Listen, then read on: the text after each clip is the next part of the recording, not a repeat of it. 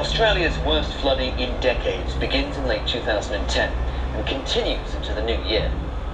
Queensland is devastated by weeks of pounding rains and overflowing rivers. The floods affect 200,000 in an area the size of Germany and France combined.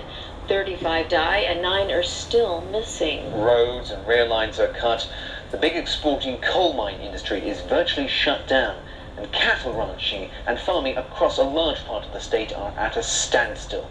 The price of rebuilding homes, businesses, and infrastructure, coupled with economic losses, climbs as high as $5 billion US. Meanwhile, an earthquake rocks New Zealand, causing the worst damage in 80 years, with up to 200 people believed to be dead or missing. January 12th, massive flood shut down the centre of Australia's third largest city, Brisbane, sending thousands of people fleeing from their homes. Australia's biggest floods in a century show no sign of dying down. Just the next morning, residents of Australia's third largest city awake to find their communities submerged in muddy water after floodwaters pouring through the streets overnight reached their crest.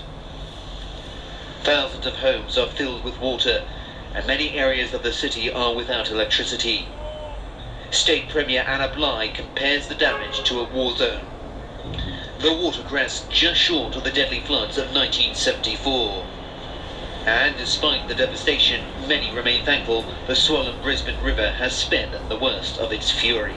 So things are pretty devastating, but on the bright side, if there is one, the water is not as high as I thought it would go.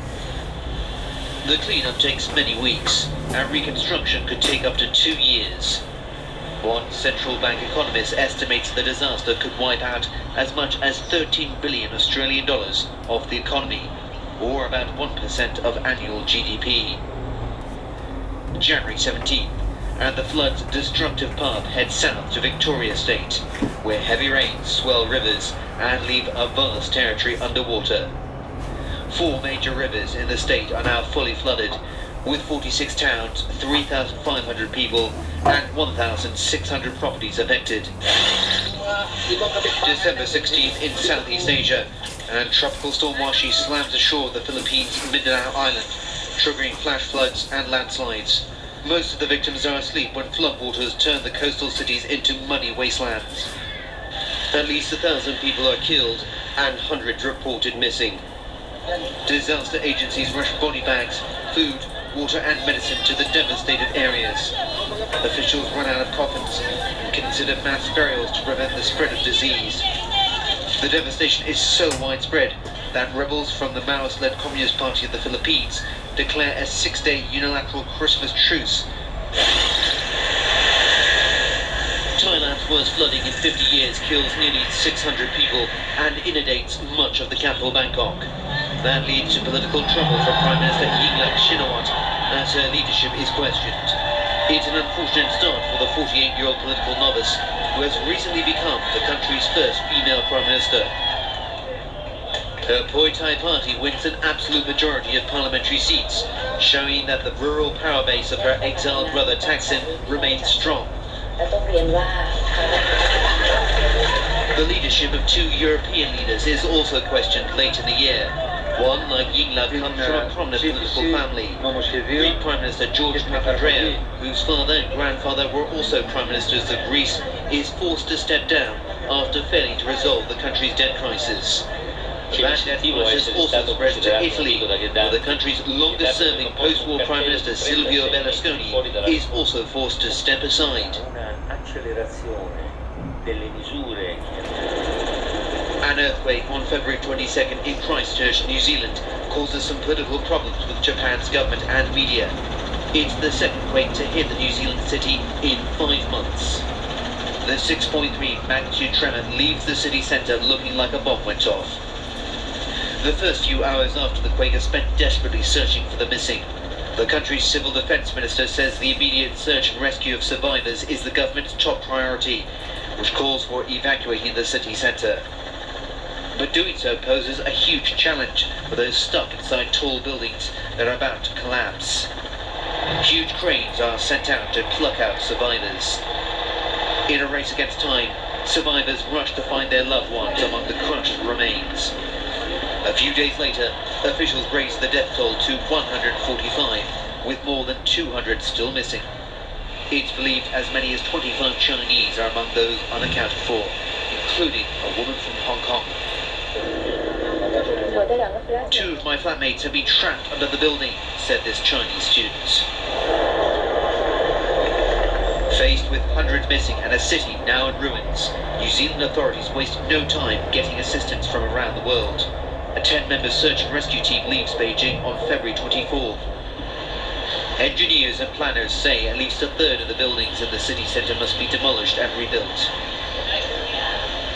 Meanwhile, Japanese media pressed the mayor of Christchurch on the safety inspection and standards used at the Canterbury television building after the quake of September 2010. New Zealand authorities investigate reports that certain buildings damaged by last year's quake in Christchurch were not safe enough to remain in use. The CTV building, housing a language school where most of the students are from Japan, China, Taiwan and the Philippines, is one of the worst structures hit in this year's quake. It's there that most fatalities happen. And one of the police came back after a period and she said, I can tell you that there's people in Japan who are receiving text messages from people in the building, and that's being relayed, so it's awful. At least 120 people inside the building died as the death toll rises to 200. 11 students are rescued. A Japanese doctor specializing in disaster medicine flies into Christchurch to help evacuate a student from Japan. My patient is crash syndrome. It is so dangerous, especially after 1 week or 10 days. I need to evacuate the patient to Japan. October 23rd, and an earthquake measuring 7.2 on the Richter scale shakes Turkey's eastern province of Van, killing more than 600 people, injuring nearly 4,200. On November 9th, another devastating 5.7 magnitude quake strikes in the same area. The death toll in that quake is at least 17, but 28 people are pulled out alive. The tremor sends panicked people running through the streets, and ambulances rushing through the city. Hundreds of aftershocks rock the area since the first October 23rd quake. On the mainland, a high-speed train crashes into a stalled train, killing 40 people in July. Railway authorities dismiss claims they tried to conceal evidence by burying damaged carriages.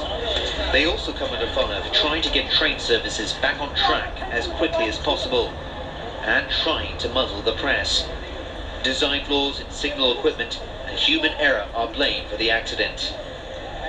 As China struggles with technology-intensive projects, its first space docking on November 3rd is a success. The Shenzhou 8 spacecraft docks with the Tiangong-1 laboratory module, paving the way for a manned space station expected to be finished around 2020. There was a second docking on November 14th, proving China is capable of successfully docking by remote control. US astronauts did so manually in the past. Shenzhou 8 was launched on November 1st. The spacecraft continually orbits Earth for about 2 weeks, and all onboard instruments work normally. The unmanned spacecraft lands on November 17th in Inner Mongolia. The US and Russia are the only other countries to master the space docking technique. China will conduct 2 more space docking missions next year, one of them possibly manned. Well, that's the end of our World Review 2011. We hope you enjoyed it. And from our TVB family to yours, we wish you all a happy and prosperous 2012. Good night. Good night.